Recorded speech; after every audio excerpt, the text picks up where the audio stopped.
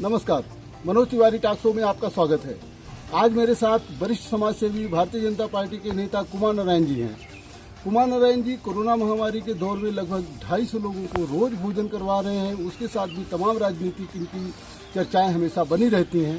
Kumar Narayan ji mayor का चुनाव और केपी ट्रस्ट का चुनाव उन्होंने लड़ा था, लेकिन आज भी इलाहाबाद में कोई ऐसा व्यक्ति नहीं होगा जो कुमार नारायण को ना जाने। आइए हम लोग कुमार नारायण से बात करते हैं। कुमार जी, आपका जो है हमारे टॉक शो में बहुत बहुत स्वागत है।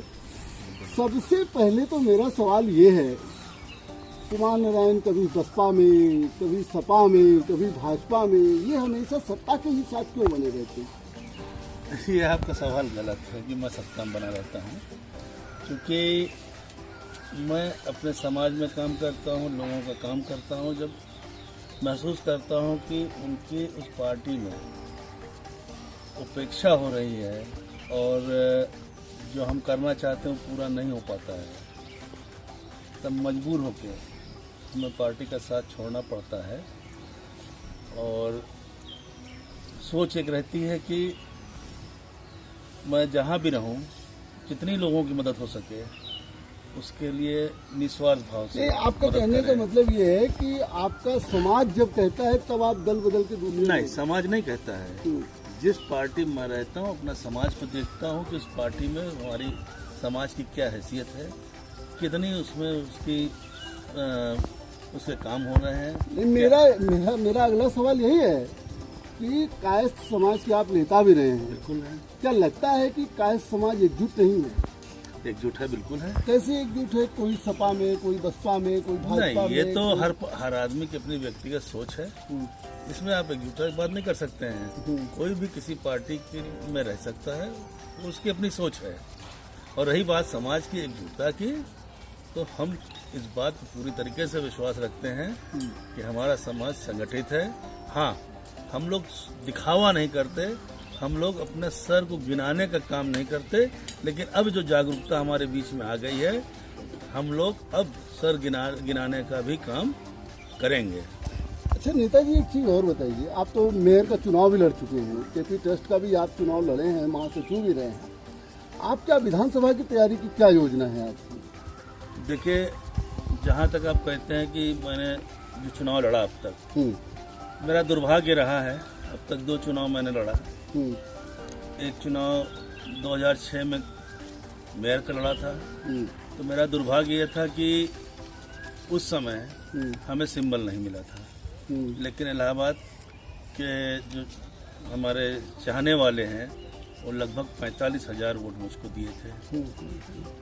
तो वो चुनाव मैंने लड़ा क्या, जब सिंबल नहीं मिला, निर्दलीय होकर लड़ा। बिना सिंबल के था तो समर्थित थे, लेकिन समर्थित थे तो उसका कोई मायने नहीं रखता।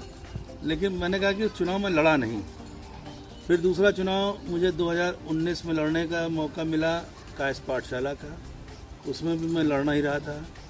जो चुनाव लोग 4 साल 5 साल की तैयारी में लड़ते हैं, उसमें मुझको 40 दिन का समय मिला लड़ने के लिए, क्योंकि टीपी सिंह साहब को लड़ना था और उनका किसी वजह से नहीं क्लियर हुआ, तो ये हुआ कि हम लड़े। तो 2022 40 दिन में यदि लड़ेगा जो चुनाव, तो भी चुनाव एक कह दिए कि सिर्फ औपचारिकता हुई, वो लड़े नहीं। अभी तक मैंने अपने जो कहते हैं ना कि लड़ा नहीं चुनाव को। हालांकि आप जो है केपी ट्रस्ट के चुनाव में अध्यक्ष पद में तीसरे नंबर पर रहे, लेकिन फिर भी आपका नाम बहुत है और जो है लोगों ने आपको अप्रिशिएट किया। मैं आगे यही जानना चाह रहा था कि शहर दक्षिणी आपका विधानसभा क्षेत्र है और शहर दक्षिणी से बीजेपी में भारी भरकम मंत्री जो है वो बीजेपी में मंत्री भी है, कैबिनेट मंत्री भी हैं। तो क्या चुनाव अगर आप 10 शहर दक्षिणी से 2022 का लड़ना चाहेंगे, तो क्या कुमार नारायण चुनाव के समय फिर पार्टी बदलेंगे? देखिए, इस सवाल का जवाब कुल मिला के मैं ही कहूँगा कि मैं भाजपा में हूँ इस समय जी, और बहुत संतुष्ट हूँ। भाजपा जैसा हमें आदेश निर्देश देगी वो मैं करूँगा। रही शहर दक्षिणी की बात, तो मैं आपको क्लियर बता दूँ, न शहर दक्षिणी, न उत्तरी, न पश्चिमी, भाजपा के सिपाही हूँ। और यदि वह जहाँ से भी, इलाहाबाद से, बाहर से, कहीं से भी निर्देशित करती है तो निश्चित चुनाव लड़ूंगा। और अगर नहीं तो चुपचाप एक कार्यकर्ता के हैसियत से मैं पार्टी में काम करूंगा। शहर दक्षिणी के आप नेता हैं। दक्षिणी के नहीं है, मैंने मेयर का चुनाव लड़ा था, जी। मैं इलाहाबाद। नहीं, मैं विधानसभा के परिप्रेक्ष्य में अगर बात करूं, आप गलत कर रहे हैं ना सवाल यहाँ पे। जी। मैं एक विधानसभा से हूँ ही नहीं, मैंने तो 3 विधानसभा का चुनाव लड़ा था। तो मतलब 2022 में चुनाव न लड़के आप अगले मेयर के चुनाव की तैयारी कर रहे हैं? अगर पार्टी हमको उचित समझेगी, टिकट देगी, तो निश्चित रूप से लड़ेंगे।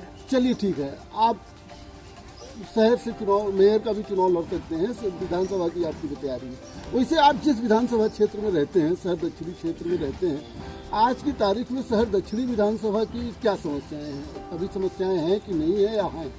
नहीं, समस्या हमें तो नहीं दिखती भाजपा के सरकार में और कार्यकाल में। हमें ऐसा कुछ नहीं लगता कि कोई भी विधानसभा में कोई समस्या हो। बहुत शानदार सरकार चल रही है, चाहे देश की हो चाहे प्रदेश की हो, उसमें समस्याएं तो नहीं दिख रही। वैसे छोटी मोटी लोगों की व्यक्तिगत शिकायतें तो अपनी बनी रहेंगी, वो चाहे कोई भी सरकार हो। मेरा अगला सवाल केपी ट्रस्ट को लेकर के। केपी ट्रस्ट का आप चुनाव लड़े और केपी ट्रस्ट में चौधरी परिवार, टीपी सिंह चुनाव नहीं लड़े, हालांकि आप तीसरे नंबर पर रहे। सुशील सिन्हा एक कायस्थ नेता के तौर पर वो भी उभर के आए सामने। क्या केपी ट्रस्ट का अब राजनीति कुमार नारायण छोड़ देंगे या आगे करेंगे? आपका सवाल का मैं जवाब क्या दूं? मैंने अभी इससे पहले कहा ना कि मैंने सिर्फ 40 दिन का चुनाव लड़ा और वो 4 साल से लड़ रहा था, तैयारी कर रहा था। बहुत बड़ा कायस्थ पाठशाला का चुनाव होता है, इसके जो न्यासी हैं पूरे देश प्रदेश और यहाँ तक कि फॉरेन में भी हैं, तो उसके लिए बहुत लंबी तैयारी होती है। अगर 4 साल से जो आदमी तैयारी कर रहा है, 5 साल से जो तैयारी कर रहा है, तो निश्चित रूप से वोट पाएगा।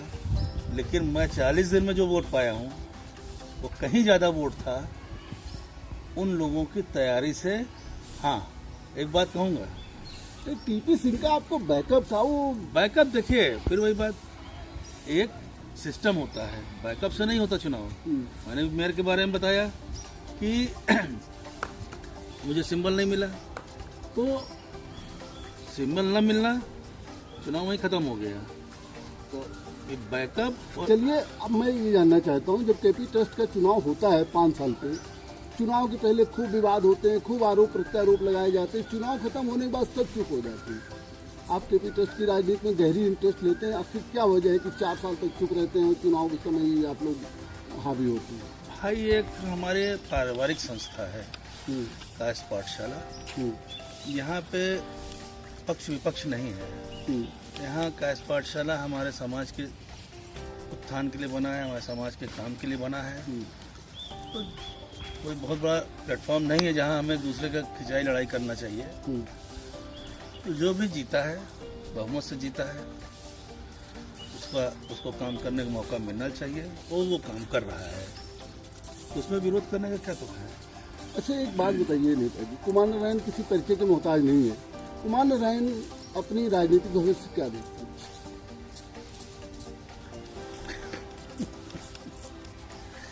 मैं कर्मों पे विश्वास रखता हूँ, ऊपर वाले पे विश्वास रखता हूँ। जहाँ ले जाएगा वहाँ जाऊँगा। आगे नहीं, आपको नहीं लगता कि ज्यादा प्रतियोगिता के चक्कर में कुमार नारायण की राजनीति हमेशा उलझ जाती है? नहीं, राजनीति समय और भाग्य का खेल है। जब बैठता है, नहीं, कभी कभी होता है कि अब की बार कुमार नारायण, अब की बार कुमार नारायण हो, फिर पता लगता है कुमार नारायण। मैंने क्या कहा? राजनीति प्योर समय और भाग्य का खेल है। जिस दिन समय आएगा, भाग्य बैठेगा, अपने आप सब समीकरण बन जाएंगे। तो मतलब आपकी राजनीति उलझेगी नहीं तब नहीं समय जब आ जाएगा, तब अपने आप सब समय लाइन लेंथ बनती चली जाएगी। अच्छा, एक बात और बताइए, आपको किसी फिल्म में अभिनय करते हुए भी देखा गया। ये अभिनय का शौक आपको आया, वो ठीक है, आप नेता के साथ अभिनेता भी है, समाज सेवी भी है, अभिनय आगे भी जारी रखेंगे या फिर अभिनय का काम खत्म? अभिनय कोई ऐसा नहीं है कि मैं प्रोफेशनल हूँ और या पैसा कमाने के लिए हूँ। ऐसे मौका मिला, कर दिया। एक फिल्म में काम किया, रिलीज हुई। एक फिल्म और बनी थी, उसमें भी काम मिला था, किया है, वो भी आगे चल के रिलीज होगी। 1-2 लोगों ने हमसे कहा कि बॉम्बे और एक शूटिंग हो रही थी देहरादून में कि आइए वहाँ पे आपका रोल है। मैंने कहा भैया देखो इलाहाबाद में तो मैं कर सकता हूँ, बाहर नहीं जाएंगे, बाहर जाके मैं, क्योंकि मुझे इस लाइन में आगे बढ़ना नहीं है। यहाँ के लिए ठीक है, बाहर जाके मुझे कोई शौक नहीं है। चलिए, यानी अभिनय का शौक है आपको और आगे मौका मिलेगा तो आप जरूर करेंगे। बिल्कुल करेंगे। नेताजी एक चीज और बताइए कि क्या वर्तमान में, चलिए सीरियस सवाल पे आते हैं, वर्तमान में जो है कोरोना से जो सरकार लड़ रही है, कोरोना के लिए जो कदम उठाए गए, आप मानते हैं कि उचित है और उठाना चाहिए कुछ? बहुत शानदार कदम सरकार ने उठाया है और योगी जी और मोदी जी की सूझबूझ है जो आज हिंदुस्तान बहुत हद तक कोरोना पे कंट्रोल कर रखे हैं।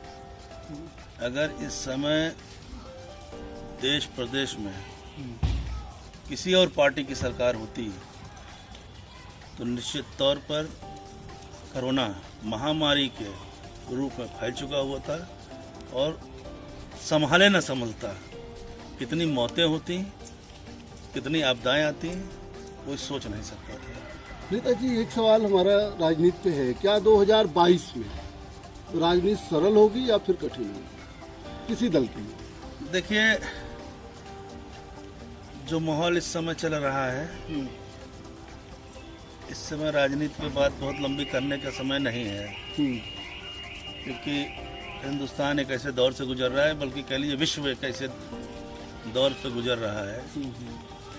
हर आदमी कोरोना को लेके बहुत सेंसिटिव है, लेकिन ये जरूर कहा जा सकता है जिस तरीके से माननीय मोदी जी ने, माननीय योगी जी ने अपनी सूझबूझ का परिचय दिया है, जिस तरह से हिंदुस्तान की जनता को इस लड़ाई का लड़ने का हौसला दिया है और जिस तरह से इस लड़ाई को लड़ रहे हैं, अब मैं नहीं समझता कि हिंदुस्तान में या उत्तर प्रदेश में कोई भी पार्टी टक्कर ले पाएगी। खुले तौर पर हर आदमी कह रहा है कि भाजपा। चलिए, 2022 में आपको लगता है फिर भाजपा की सरकार आएगी, उसको टक्कर कौन सी पार्टी देगी, सपा या बसपा? अब इस समय तो सब हाशिए पे हैं बाकी पार्टियां, तो देख लीजिए। अरे कोई तो दूसरे नंबर पे रहेगा तो आप अपनी पुरानी पार्टी के नाम लेने में डर रहे हैं या कोई मजबूरी है? क्या वजह है कि आप पुरानी पार्टी में दोनों आपकी पुरानी पार्टियां हैं? नहीं, पार्टियां हैं। हाँ, तो कहीं कहीं तो रहेंगी ना। बिल्कुल रहेंगे। तो कौन सी पार्टी दूसरे नंबर पे रहेगी? अब इस पे क्या कह सकते हैं, तो जनता हिंदुस्तान की उत्तर प्रदेश की फैसला करेगी। बीजेपी भी दूसरे नंबर पे जा सकती है ना, ये तो नहीं जा सकती है। तो फिर दूसरे पे कौन रहेगी?